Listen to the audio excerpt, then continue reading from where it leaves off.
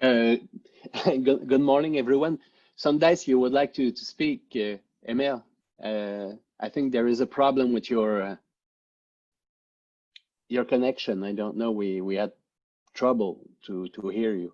Oh, I'm sorry about that. Do you want me to read it again? But no. That was perfect, No. and we know the rules. It's the third day also. okay. The conference. I just want to mention that to Ike, if you don't want this to be recorded, we can just have a non-recording session. So there is no, it's not mandatory. Yeah, it's no it's problem. It's up to me and you. Yeah, it's no only problem. Two presenters. Yeah. Okay, perfect. That's all. Okay. Okay, good morning. So we are in this first round of session of Saturday, June 27.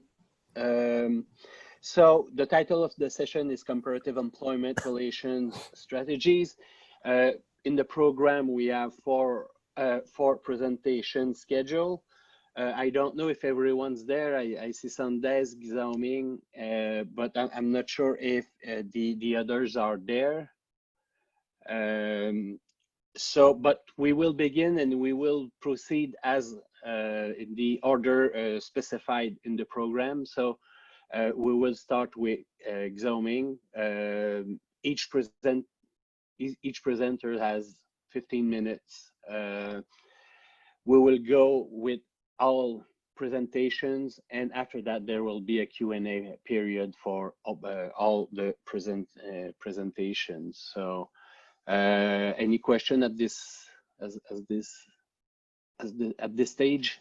If not, let's go with Xiaoming. Xiaoming, your presentation. Okay, all right. So let me share my screen first and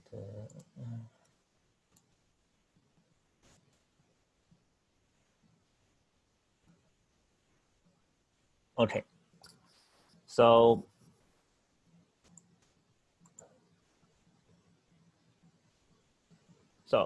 my presentation today is actually it's a small part of my doctoral dissertation, and which is under the supervision of Professor Greg Marie. The title is Diversified Variants of a Bridging Role, Comparative Case Studies of 6 Foreign-Owned Enterprises in China.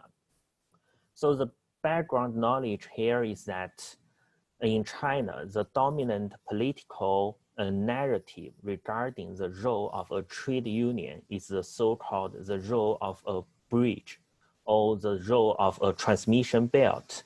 That means the party state expects the trade unions play the role of a bridge between employees and employers, or the transmission belt between the employees and employers, not definitely a representative organization of employees.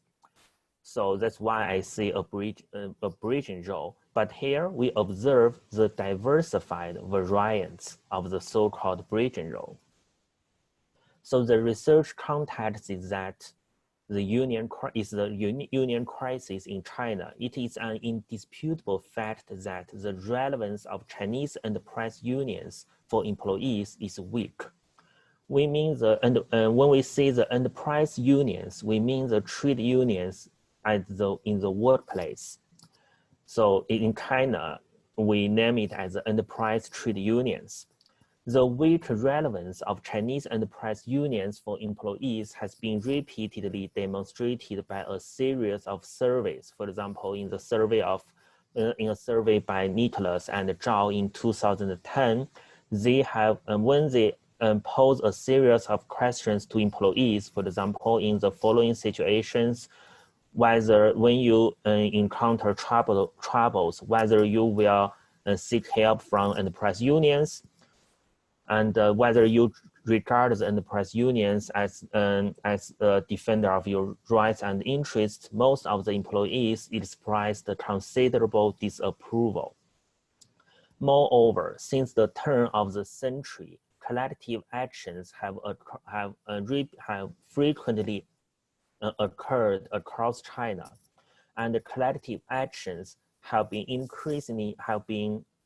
continuously being characterized by the following features. Firstly, employees strive for the improvement of their interests by the wildcat strikes.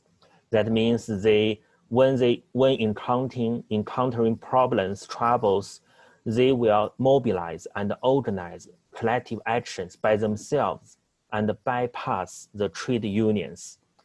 Secondly, and more seriously, together with employers, trade unions have been turning into one target of criticism by employees.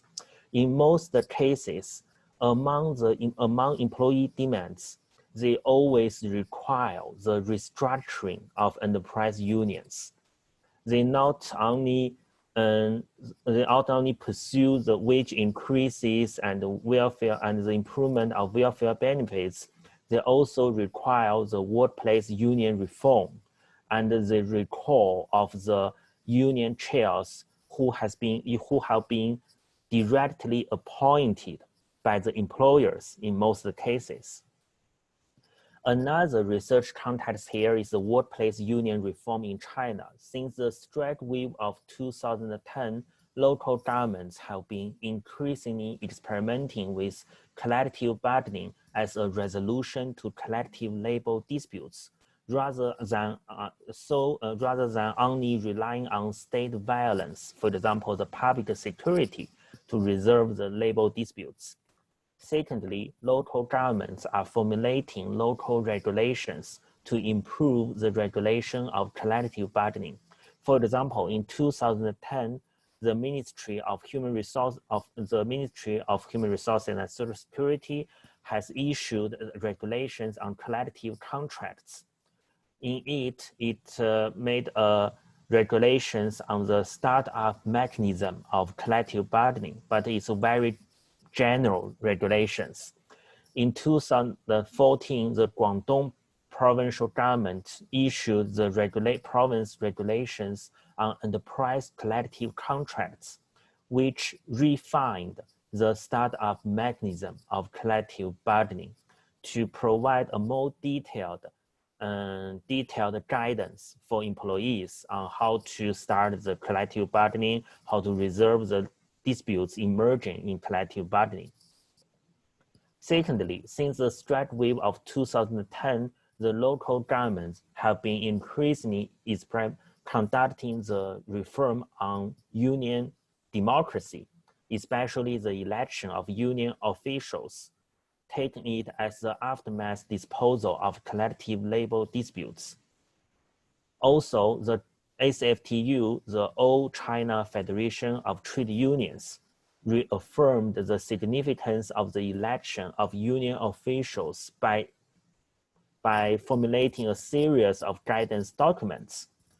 And essentially, the institutional reform of the ACFTU in the election of union officials is a kind of resignation to local institutional experiments. For example, in 2014, in Guangdong province, the government issued the implementing measures on democratic elections in enterprise trade unions, in which the government made a more detailed regulations on the qualifications of candidates for the union officials, no matter union chair or other union committee members. So the two kind of research contexts raise our research question here. Firstly, do collective bargaining and union democracy improve the relevance of trade unions for employees? Secondly, in China, do collective bargaining and union democracy promoted by local governments and federations of trade unions improve the relevance of enterprise unions for employees? So this study, when we talk about the relevance of trade unions for employees, we actually talk about employee identification with the trade union. So this study highlights the significance of the concept of employee union identification. So first work is to define the so-called employee union identification.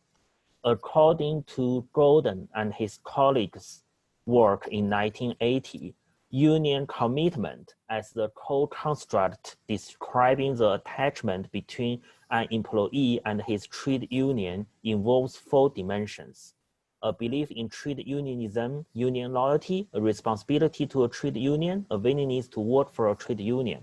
Here, according to the reasoned action theory, behaviors and behavioral intention are determined by the beliefs and attitudes. So here we treat the union loyalty as a core dimension of union commitment. Moreover, according to Kurvela and his colleagues, union loyalty or the attitude or the union commitment involves 2 dimensions: instrumental rationality-based union commitment and value rationality-based union commitment.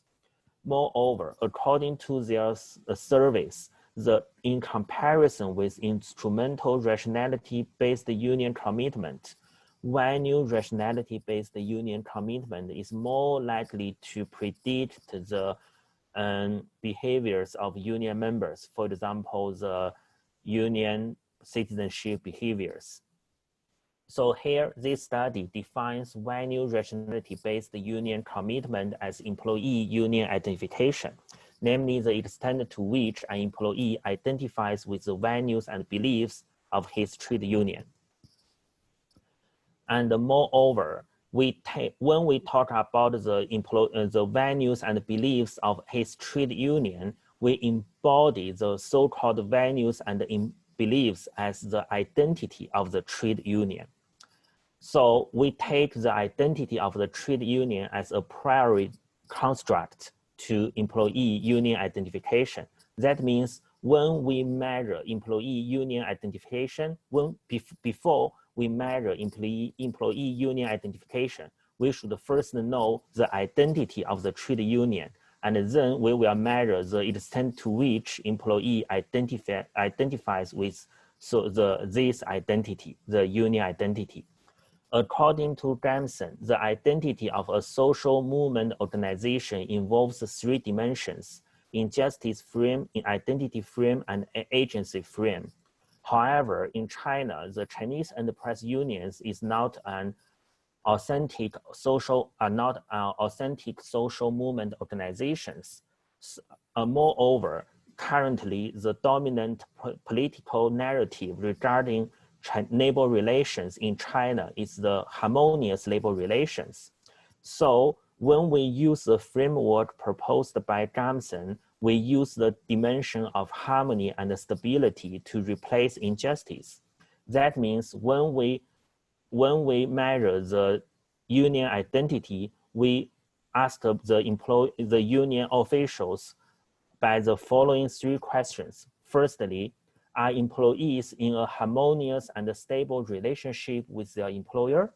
Secondly, who or what is liable for the loss of employee interests? Secondly, what acts are taken to defend employee interests? That means the dimension of harmony and stability, the dimension of liability, and the dimension of solution. This study entails comparative case studies of 6 foreign-owned enterprises in the Binhai economic technological development area, which involved 2 Japanese enterprises, 2 European enterprises, and 2 Taiwanese enterprises. In each case, we conduct the interviews with the union officer, 3 to 5 union committee members, and the union stewards, 5 to 10 union members. So here is the concept, is the operationalization we have discussed, that for the identity of the trade union, we operationalize into 3 variables and how to measure each of them. So this is the research finding here. We define the 3 types of the identities of Chinese enterprise unions.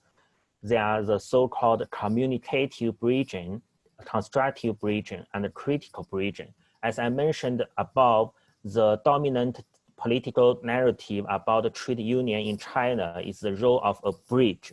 So all the state enterprise unions acknowledge the legitimacy of the bridging role for them, but they still have some significant difference on the detailed definition of what is the bridging. Firstly, for the communicative bridging, the two Taiwanese enterprise unions and the Denmark medicine enterprise unions, for them, they have the so-called communicative bridging. Firstly, they acknowledge the interest harmony between employees and employer and deny any interest conflict between them. So for them, any loss of employee interest should be attributed to the communications breakdown between employees and their employer, not any welfare infringement of employee interests by the employer. So for the solution, when coming to the role the enterprise union should play, for them, an enterprise union should be the administrative apparatus in charge of expressing employee demands to the employer, especially channeling the occasional dissatisfactions of employees, rather than the representative organization of employees. Secondly, for the constructive bridging, the Japan Motor and the Germany adhesive enterprise unions held the identity of the constructive bridging we defined here. For them, they also emphasize the interest harmony between employees and employers, but according to them, the harmony between employee interests and employer interests needs to be constructed. It should not be regarded as a existing fact.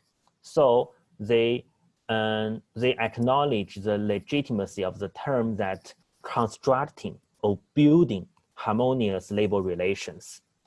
For them, the loss of employee interest should be attributed to not only communications breakdown between employees and their employer, but also the long alignment between employee interests and employer interests. For the solution, an enterprise union should be the administrative apparatus in charge of expressing employee demands to the employer, the same as the communicative bridging. But for them, the function of an enterprise union should focus more on aligning employer decisions with employee interests. According to them, they should not intervene into the decision-making of the employer, but they should participate in the decision-making process if they want to make the decisions of the employer down to earth. Lastly, it's a critical bridging. It's was held by Japan Auto Enterprise Union. For the Japan Auto Enterprise Union, it emphasized the conflict between employee interest and employer interest, not exaggerating the harmony between them. For the liability for the loss of employee interests, the Japan Auto Enterprise Union indicates that an employer favors enterprise interests over employee interests. That's why the employer will willfully infringe employee interests. And then to the solution, for the Japan Auto Enterprise Union, an enterprise union should be the representative organization of employees. And more importantly, it should carry on the collective bargaining to defend employee rights and interests. Is quite similar to its counterparts in developed market economies here. So there's a background I need to emphasize here is that there is a strike occurred in Japan Auto Enterprise Union in 2011. After that, the Japanese general manager was recalled by the Japanese headquarters, and the union officer at that time was kicked off the office by the re-election of the union members.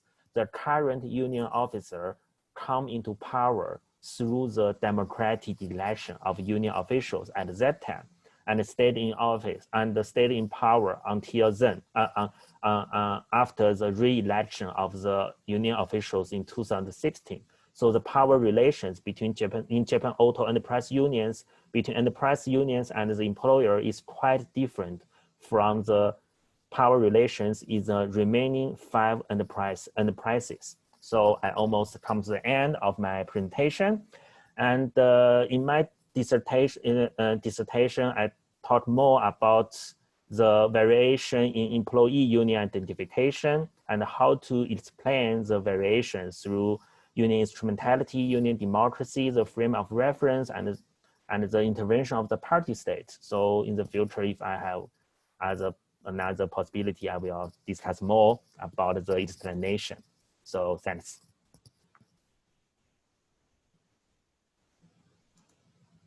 So, thank you, Xiaoming. Thank you for your interesting presentation. You're right on time. So I don't know if other presenters are present. Muhammad Ali, Jian, Qiao.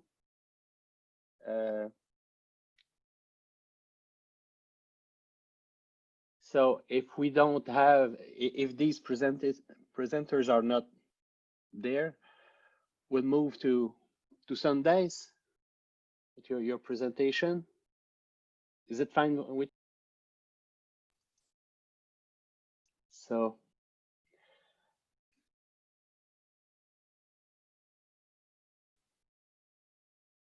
Thank you, Sondes. Yeah. You're welcome.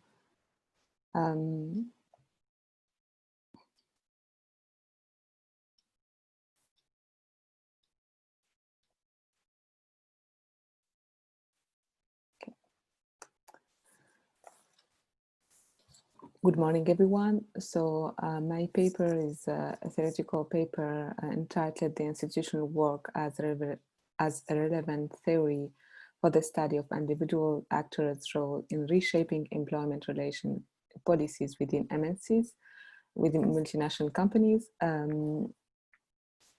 It's quite different from what Xiaoming presents earlier. So it's an ambitious paper. It's a working paper. I finished writing this paper, but I didn't submit it yet. So your feedback and comments are more than welcome. So this theoretical paper is structured in 3 sections. The first presents in detail the institutional work theory. The second explores some application of this theory within MNC's literature. And the third section highlights the way how this theory could be used to address some managerial issues within MNCs from an actor perspective. So as you understand here, I'm not going to speak about institutional work in vacuum. It's only within multinational companies and how we can use it to understand the role of actors within these companies. So first of all, what is the institutional work theory? Over the last 3 decades, most of the organizational studies have focused on the role of institutions in reshaping and shaping organizational life. The expansion of new institutional studies made it possible to study institutions at different levels. More specifically, some research has gone beyond the study of macro elements of the environment that we all know that we always study, and they looked at the micro level by studying the role of actors in institutional theory. So the interest in the roles of actors comes from the context in which they operate. It's a fast-changing context characterized by institutional logics that are sometimes in competition. So these competing institutional logics, they may be the source of some institutional contradiction, and those contradictions provide a space for actors for the creation of new norms. So we have a huge literature also about institutional entrepreneurship and institutional entrepreneurs, the actors. So the existence,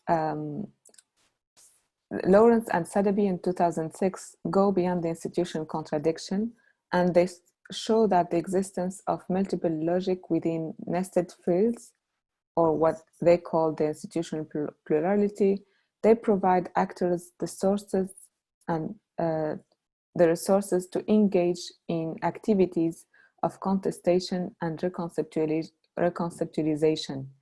And those activities, they call them institutional work. Therefore, the concept of the concept or the theory of institutional work was first introduced by these two researchers, Lawrence and Sotheby, in 2006. And by their study, these authors reviewed empirical institutional research over 15 years, and this in 3 journals. They tried to connect the disparate studies in institutional work, and they categorized the new institutionalist approaches, which focus on the actor in 3 research areas based on the actor's role. So the first role is the role of actor in the creation of new norms, what we call institutional entrepreneurship. The role of actor in the transformation of the existing institutions, and finally the role of actor in maintaining the existing institutions. By putting together these studies, Lawrence and Sotheby have defined institutional work as the purposive action of individuals and organizations aimed at creating, maintaining, and disrupting institutions. This definition highlights 3 important elements in the framework of institutional work theory. We have first agency, intentionality, and effort. First, the agency justified by the existence of multiple institutions within the same field. These multiple institutions reflects institutional logics that give actors a space for action and justify his role in this institutional process. So Lawrence and Sotheby presents institutions are as some norms constituted in the more and less conscious action of individuals and collective actors. So this underlies the intentionality of the actor's activity in this institutional work. So intentionality, which is the second element of this definition, is very important for the understanding of institutional work, given that without intentionality, actions may have profound institutional effects, but still not be institutional work. Finally, the theory of institutional work focuses on the effort of the actor, regardless of the outcome, whether it's a success or failure in setting up an institution. So it helps to understand how and why actors undertake certain actions leading to institutional work. Therefore, it leads to the treatment of institutions as social constructions and not as a natural result or taking for granted. So the definition of Lawrence and Sotheby, which is also widely used, asserts the existence of 2 types of actors who are able to do institutional work: organizations and individuals. On the one hand, organizations have been widely studied as contributors to institutional work by different studies. Indeed, the responses to the different institutional complexities are largely structured in the literature. And on the other hand, there are an emerging studies that focus on individuals as key actors in institutional work. So through their different interests, individuals have some influence over institutions while being influenced also by these institutions. So these individual actors are represented mainly by professionals, organizational leaders, and to a lesser extent by individuals without professional expertise or high status within the organization. Although these actors, organizations, and individuals are not superheroes, as the institutional entrepreneurship approach asserts, they must generally have some strategic resources or other forms of power, like skills. So these resources allow them to shape the process of changing institutions according to their interests. So the agency is supposed to be distributed among the different individuals and organizational actors. So each actor impacts in one way or another the institutions. So the institutional work is concerned with how individual actors contribute to institutional change, how those contributions combine, and how actors respond to others' effort, how the accumulation of those contributions leads to a path of institutional change or stability. Thus, it's possible to detect the agency through an institutional portfolio or institutional biography, as introduced by Sadabi and Weil in 2011. So this institutional portfolio reflects the impact of institutions on the lives of individuals and on the institutional work that they are able to do.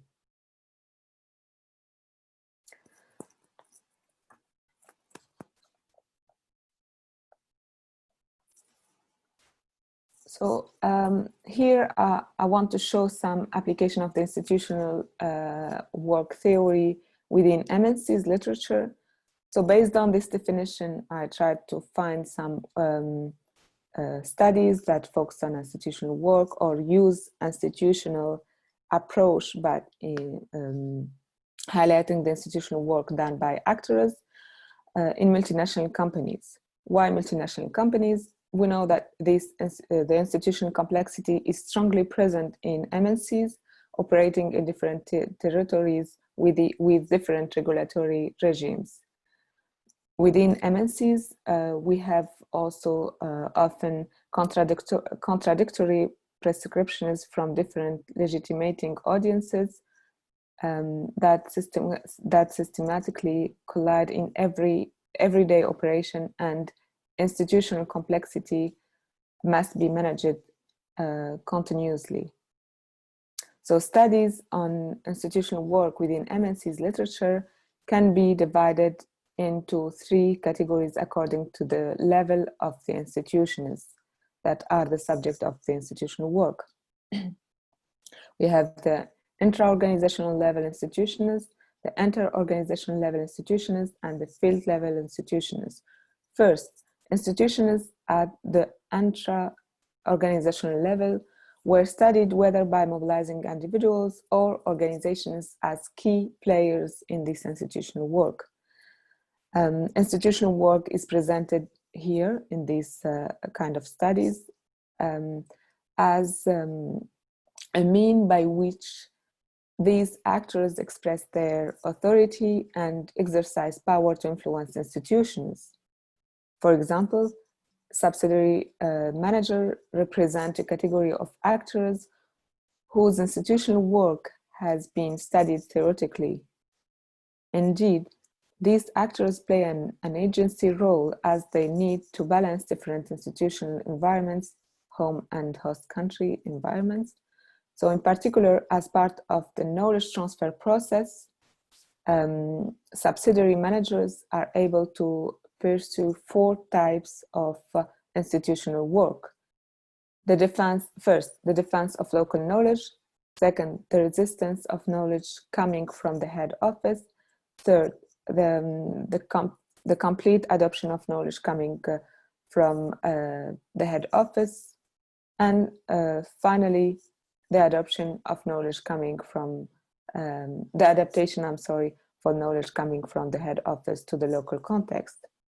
So, although these individual actors have some autonomy, some studies show that their institutional work remains strongly embedded in the structure, so the rules and resources of the institutional environment in which they operate. So in addition to the issue of knowledge transfer, we have also institutional response to the change of the environment, which have been studied as institutional work done by multinational companies. We have a recent study of Shang and Huang in 2016 that presents this case. So this study takes the case of two Japanese MNCs, Sony and Toshiba, and they try to analyze their media reports. They conclude that these two MNCs each have an institutional logic different from the other. Sony represents a corporate logic, maximizing employee profits, while Toshiba represents a customer logic. However, despite this difference, facing the same technological change, the two MNCs decided to adopt the same institutional work, the same action in the form of copyright protection and product performance to achieve the same result, which is being dominant design.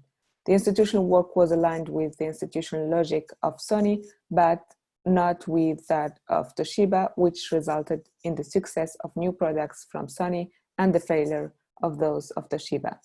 Secondly, institutions at the second level, the inter-organizational level, the institution at the inter-organizational level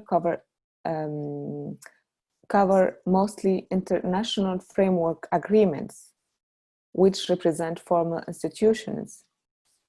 Taking the case of 3 framework agreements negotiated between different MNCs, headquarters, subsidiaries, suppliers, and overall the Global Union Federation, the study of Helfen and Saido in 2013 have questioned the manner in which the process of negotiating such agreements is done, and this by mobilizing the concept of institutional work. So this negotiating work involves the implementation by the actors of the negotiation practices using behavioral theories and strategic negotiation to finally lead to international framework agreements. To this end, the institutional work takes the political and interactive dimension of institutions seriously, since these framework agreements result from the activities of struggle and bargaining. So finally, in the study of MNCs at the level of field level institutions, actors are the stakeholders involved in a profession, or as we said at the beginning, the people at a high level in the organization.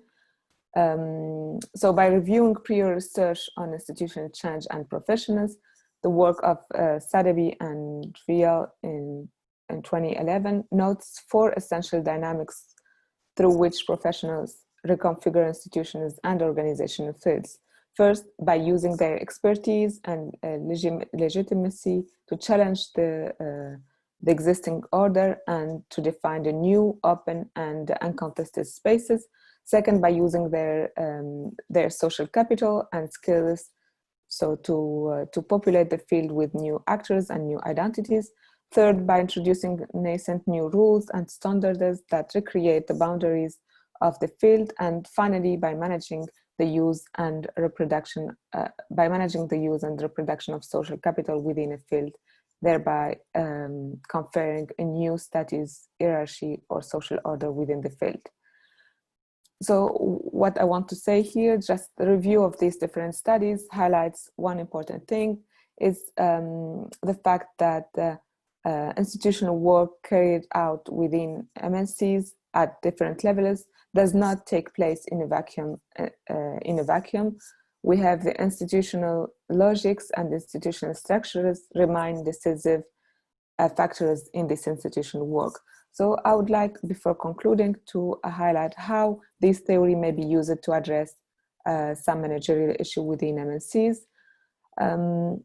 based on the foundation of institutional work that individuals and actors have the potential as in shaping environments in general and institution specific.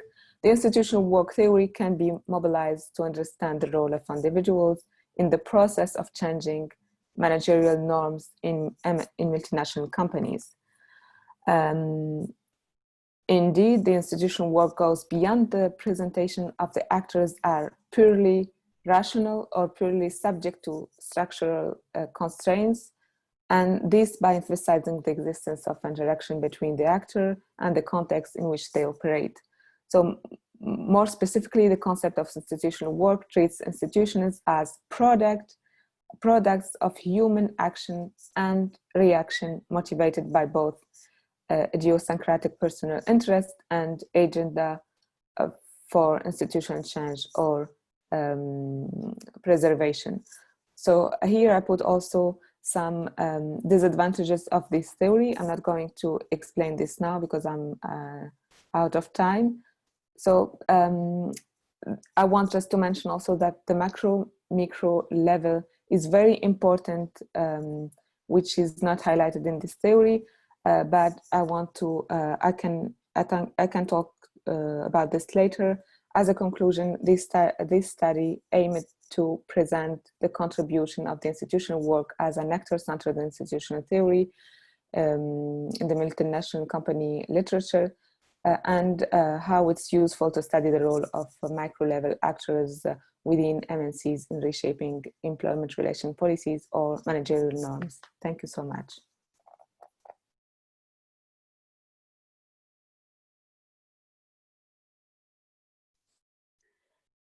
Thank you, Sondes. So I don't know if someone has a question. You can use the Zoom chat if you want to ask a question. But I have a few questions. I have a few questions for you, for both of you. First, Xiaoming, it's quite interesting to see all these changes in China. There's a crisis, but it's a crisis of the party union model, and it's and the reform of union is towards a hybrid or something else model. I don't know how to label it. Maybe you have a better way to do it than me. In your my point, it's you have a lot of concepts in your presentation and in your paper, and I want to know what is exactly your dependent variable. I don't want to be too much positivist here, but you know, you're talking about in your question, research question, you're talking about the relevance of union for employees. After that, you talk about union identification. Then you switch to union loyalty, and after that, identity, union identity. So there's a lot of concepts where sometimes we understand that one is a dimension of the other, but I don't know if there is a way to link all these together. Do you mean the same thing, or is it are these concepts are quite different? So that's my question to you, Xiaoming. Sondes, it's your presentation is quite interesting. I know a bit about the institutional work, and I really appreciated the effort that you put to link that to apply it in the multinational context. I don't. maybe eventually, I don't know if you're where you want to publish this paper, but I don't know if there's a way to link together the three types, the inter-organizational, intra-organizational, and the third one, I don't remember but is there a way to link all these together? And do you have some hypothesis to submit? Maybe it would be interesting in the paper to have some of these hypotheses, because you're using a theory, you want to apply that to a specific context, and maybe if you according to the theory, what will happen in that context? For instance, in which context the subsidiary will disrupt the institution, or that's and fine, and yeah, okay. I think, and also, I would like to know if what leads people to disrupt, what leads people or organization to create or to transform, and by that I mean, is there some kind of favorable context to make the institutional entrepreneur, be it individual or organization, that will lead them to adopt one or the other behavior? I'm not sure if you understand well my question. I'm not sure if I'm that clear. So yeah, thank you. All right, Xiaoming, would you like to start? Yeah, so for the relationship between the variables and also my dependent variable, to put it simply, my dependent variable is employee union identification. So when we, but the problem is that there is not there's no clear definition of the employee union identification, but there is a large number of articles studying about union commitment. So the union commitment is the primary construct describing the relationship between employees and the trade unions. That's right. So, sorry. So that's why we start from analyzing the dimensions of union commitment. And so for the, however, as I have described here, as defined here, that we define the union employee union identification as the extent to which employees identify with the union identity. So we regard the union identity as a priori construct to employee union identification. Because the problem in the Chinese labor relations system is that we have no unified union identity. We have no unified ideology about the how trade unions should function. Because in some articles written in the developed market economies, people will directly measure whether or not the employees will identify with the institutional unionism, business unionism, something like that. But in China, it's hard for us to find a unified ideology, a unified unionism in China. So before we start measuring employee union identification, the first work we need to do is to identify how many different identities, types of union identities are existing in Chinese labor markets. So that's a relationship. We started on the employee union identification, but this definition stems from union commitment. And when we measure employee union identification, we should first measure employee union identity. So I hope I have made it more clear. Yeah. But maybe I'm too much a visual. Sometimes I like to have figures and things, and but so thanks for your answer. Sondes. Can I ask a question to Xiaoming, because we can address the questions to him first? Yes. So, in this, because I'm also working on the, I'm using the same concept of identification in my thesis, and I don't measure the organizational identity or because I'm studying the professional identification, the organizational identification. And so I didn't come back to the identity. So I was wondering whether you are using the perception of identification, or is it the real identification? Because we are interviewing people, so the perceived, it's the way how they interpret their identification. I don't think it's, they can, I would not say lie to us, but they can say what they want, and they can say that, oh, I'm really, I really feel like I'm a member of this organization or of this union, but in reality, actions are really quite different. So how can you measure this? Yes, because in our interview, we first have the interviews with the union officials. For example, the union chair.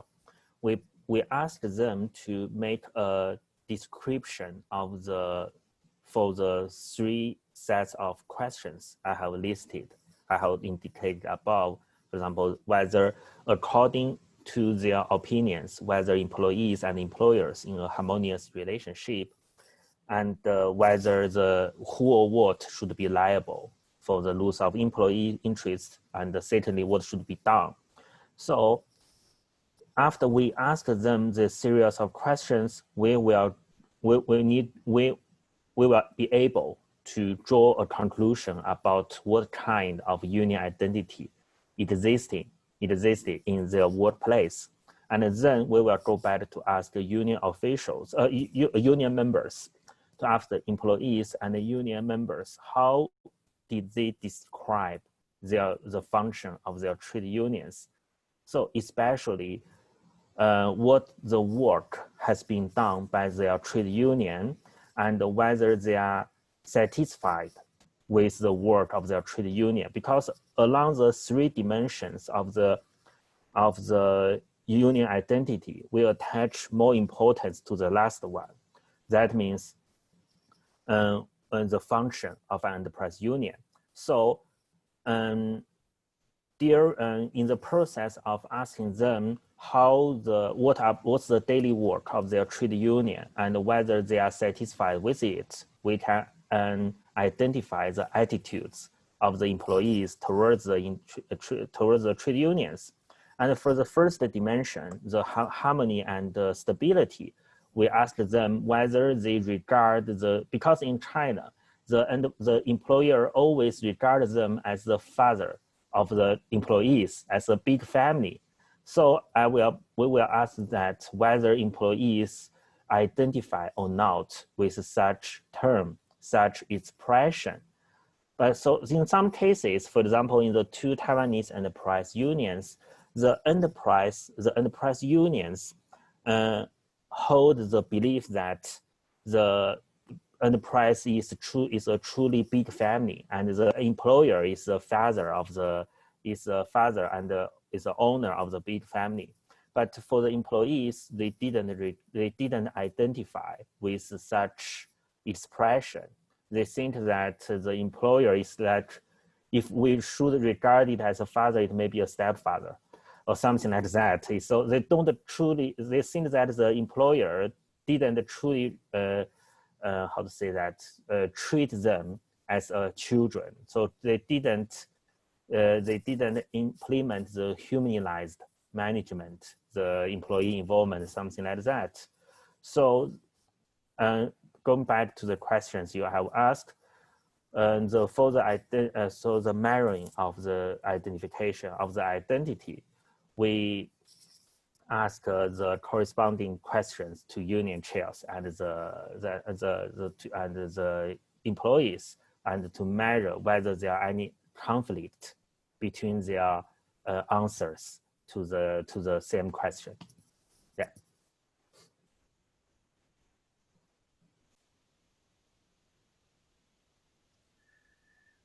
Sometimes, would you like to add something? Thank you so much. Yeah, I have another question. Thank you, Xiaoming. Thank you. I have another question. It's about, you also mentioned the union loyalty. And I think, as you mentioned, in the literature in general, we always use the identification and also the other concept, which is, you mentioned it at the beginning for the unions.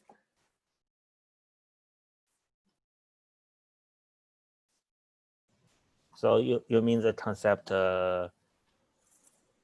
union loyalty or union? No, you said that this is the first time we studied there is no many studies about the union identification. It's more about union commitment. Commitment, exactly. Yeah. I'm sorry. Yes, this is a word. So the union loyalty also, it's not part of the union identification. Are you taking this also as part of the, because when we only speak about union identification is when we are a member or we adhere to the values and the structure of something or organization.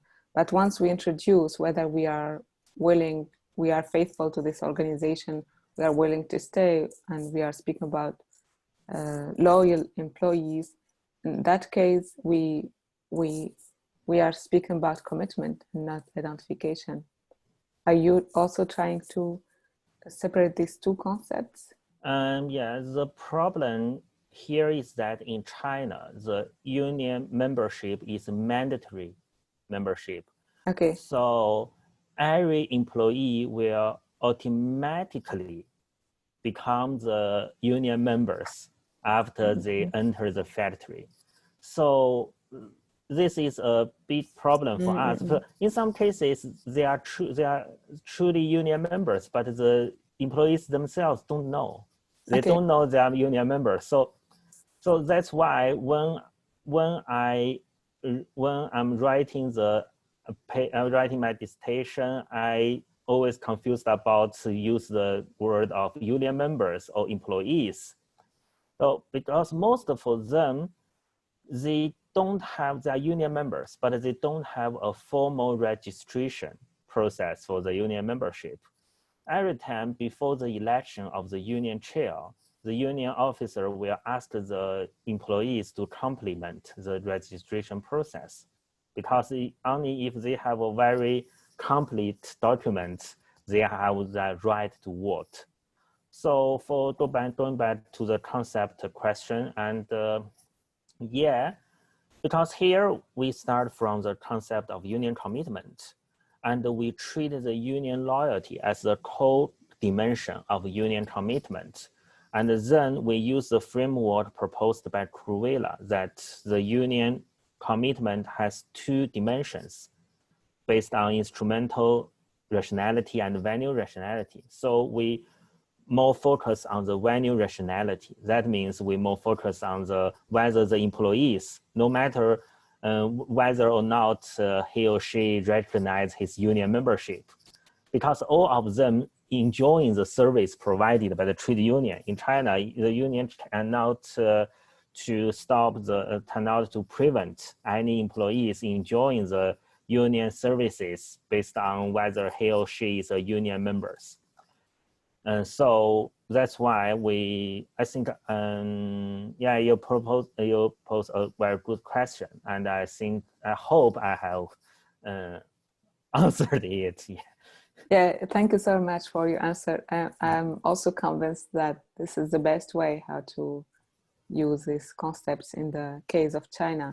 I have a final question. Yeah. Okay. Okay.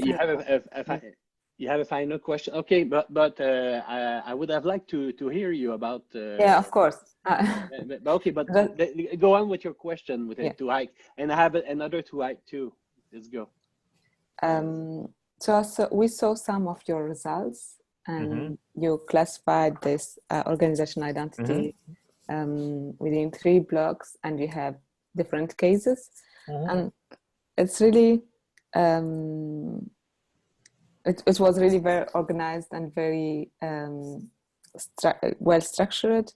I was wondering, because you didn't put any justification or any, how to say, you did this interview, and I think you have already using you code this interview exactly. So did you also, based on this interview, you find that you have different organizational identities?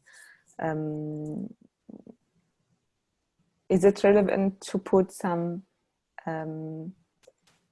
justification for this different organizational identity? Because it seems for me like you quantified the qualitative data, and everything was structured in well structured, well presented. In the final dissertation, I quoted a lot of the documents. The quotations of the words of the union officers and the union members. In the original version of my PowerPoint, I use the quotations, but after I practice, I find I use more than 20 or 25 minutes to present. So I delete them.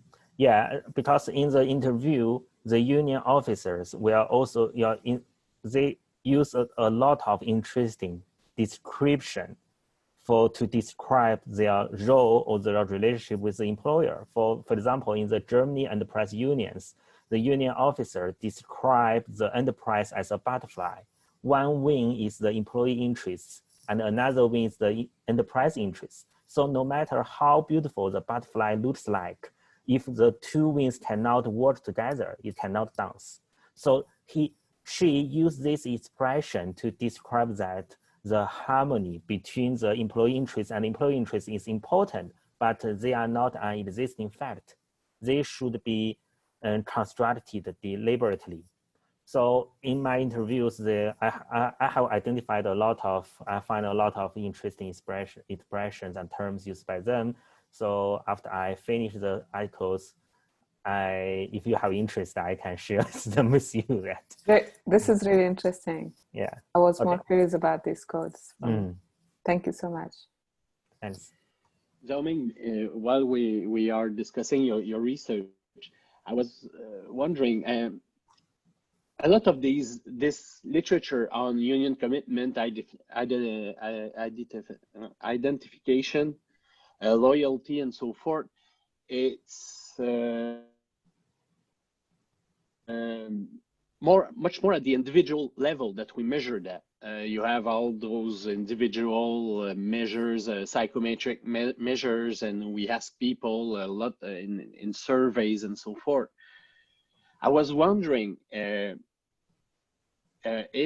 the way you are doing, the way you are studying these concepts is rather unique in the literature, or do you have other example of research that are using interviews and to assess these concepts and identification and so forth? So, Patrice, you mean in the process of assessing I mean in the literature. It's all a lot of the literature that I know on union commitment, for instance, or union loyalty, or dual commitment and dual loyalty. You know this. It's always based on individual measures. Okay. We send a lot of surveys to people, to individual union members, for instance. So I was wondering if the way that you're doing it, a more qualitative way, if it's unique in the literature, is it one of your contribution, for instance? Mm-hmm. So firstly, the unit of analysis in my study is a group of employees. So not individual employees, but you are right. The problem here is that because we are a qualitative study, so that means it's impossible for us to have a large amount of employees for interview to ask them their opinions about every question, opinions about their identification with the union identity. So in each case, we interview about 10 or 15 employees, but hopefully we found that their opinions towards the trade unions is very convergent. So most of them share the same opinions to their trade union, to their relationship with the employer, and to their, whether they identify with the role played by they have very clear knowledge about what the role of their trade union is and whether they are satisfied with it. So in our case, maybe it is a weakness of our studies that we maybe have not a large number of interviews with the employees. So we focus more on the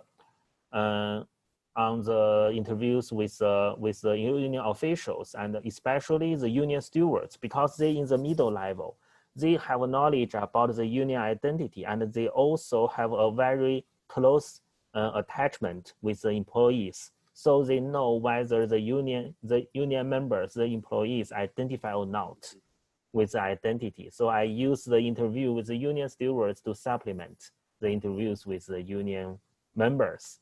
So yeah. Okay. So it's just, I was wondering how you will insert yourself in this literature when you're going to publish your paper. You will have to be, but you have excellent motivation and justification, but you always have to say what you are, how you are contributing, what is your place in this literature. So yeah. Okay, so thank you, but thanks. Sondes, I will ask you to. Yes. So you ask me. Yeah, of course. I would like to reply to your answers, to your questions. I'm sorry. So you asked me 3 questions. I'll start by the final one. What leads people to create or transform the norms? So as at the beginning of my presentation, I spoke about the spaces and changes, the change of environmental change. I'm speaking about the context changing in multinational company. And I think you are also, you studied multinational companies and you know that they are more exposed, they have more exposure to these contextual changes. So they have always to create new norms or to adjust to what is happening outside. So this is what leads people at the level of organization to create or transform or maintain their institutions. I explain it by the existence of also of multiple institution logics that create some contradiction, and those contradiction, when we have different options, and sometimes those options are in contradiction, or even if they are not in contradiction, so we have the choice to we want to create new things, or we want just to modify something that we have. There's some literature talking about like some social movements and presenting the individual actor here also as someone doing some institutional work, because when you want also to change some law related to, I don't know, freedom of something, people will fight for this, and they will find the space to create or to modify an existing institution. So this is, the literature is really unclear, I would say. It's really wide, and we cannot find, it's not only about organization.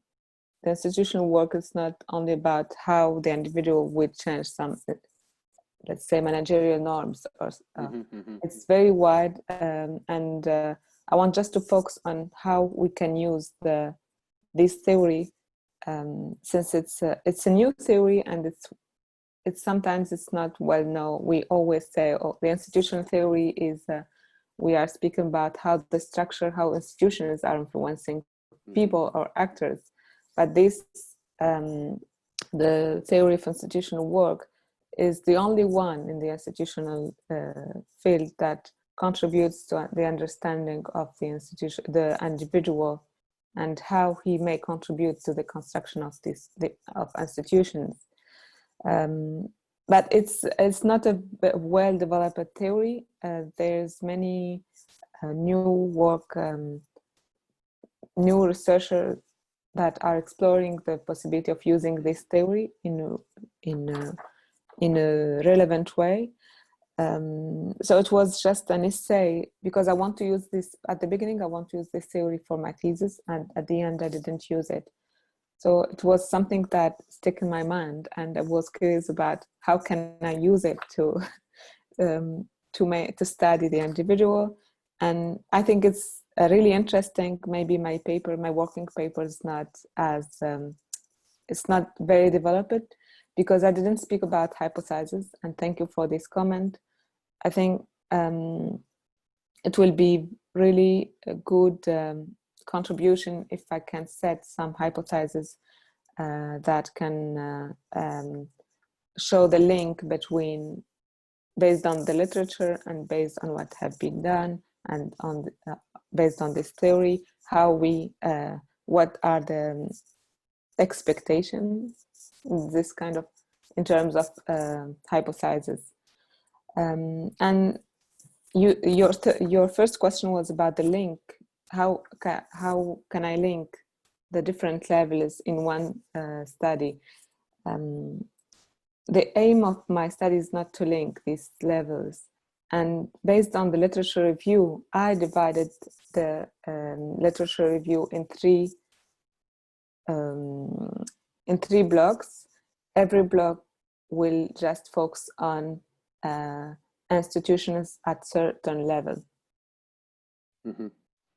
Since we don't have, we don't have a lot of, I'm sorry. But I'm sorry to interrupt. It's just that it's much more trying to produce some kind of a framework, just to put all these things together. I thought that maybe in a theoretical paper that could be interesting to have these with more articulation between these.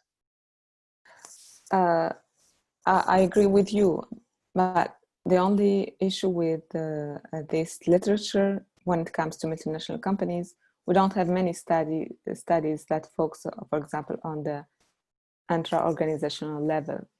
We have only, what I found is, I think, 6 studies, and they can be divided in 2. One is the knowledge transfer, and the second is about the changes at the level of environment. So, and all of these studies, they didn't speak in a very straight way about the institutional work. After this, for the field work, I found, I think, 3 studies. So in my literature review, this was done in 2018, and I didn't update it. I think I should update it first and check how this theory is used now. But the aim was not to link all of them, was to clarify how, what are the different levels and how we can contribute. I think your suggestions are really good. Maybe I can send you the working paper and you can give me some more comments on it if you are interested in this theory. But for a theoretical paper, sometimes it's quite difficult to publish. So sometimes you need to have, even though you don't go on the field, you can use some kind of example. I have in mind the Lakhani et al. Paper on global value chains. It's the structure of the paper that I'm talking about. They still have they put on their proposal regarding the theory, and after that they have some kind of it's not cases. They haven't did any field work, but they have exemplar illustrative examples of their theory. And for instance, when you're talking about creating, transforming, maintaining, and disrupting, and you're talking about the context, I would see the COVID-19 crisis as a good way to show the range of the application of your theory in different multinational companies. And I mean, you can, and I don't think that you would need to, for instance, go in the field, just see what happened with telework, for instance. I mean, I guess in some multinational, in some companies, it was not allowed, but they didn't have the choice, so it was disrupting. I guess so. I guess there is some potential in that for your paper. So that's my that's my 2 cents. Thank you so much. It's really very interesting. And would you like please to share the paper with me, or maybe in the chat or by email? I will send you. I was thinking about improving this paper, and I didn't have the time, and I think also I didn't have the feedback, because this is the first time I'm presenting this paper, and it's a short paper. It's about 12 pages, but still it's very theoretical and needs to be improved, as you said, maybe I think, yeah, COVID-19 can be a really good example tool. And so many people want to publish, so many people want to publish research or reflection on that. So.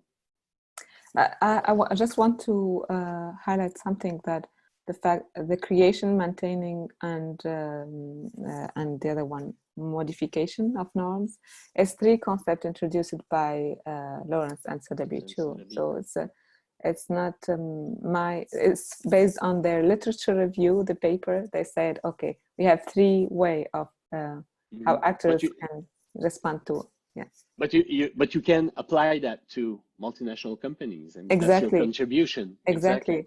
And I think also my contribution may be also the how I divide the literature about institutional work in 3 categories, because we always speak about we can apply it, but at which level, as you said at the beginning.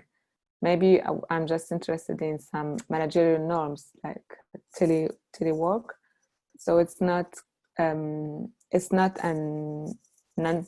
inter-organizational level, or it's not. I'm not speaking about some formal conventions about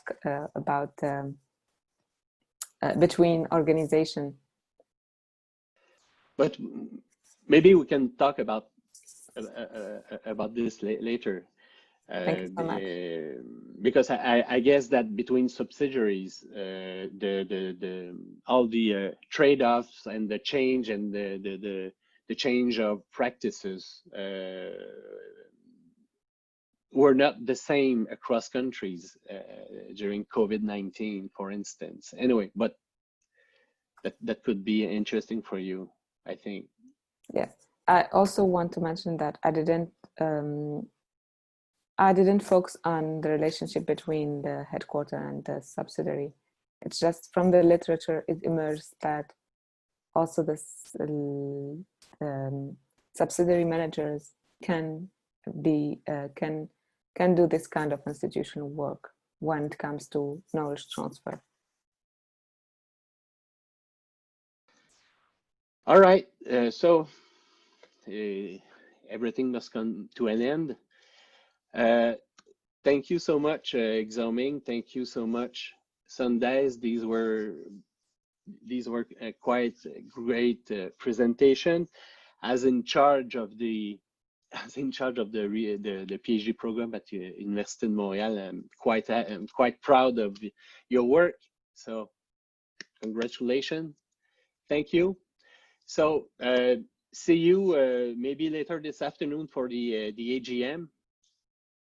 Hope to see you there. So take care. Thank you. Bye-bye.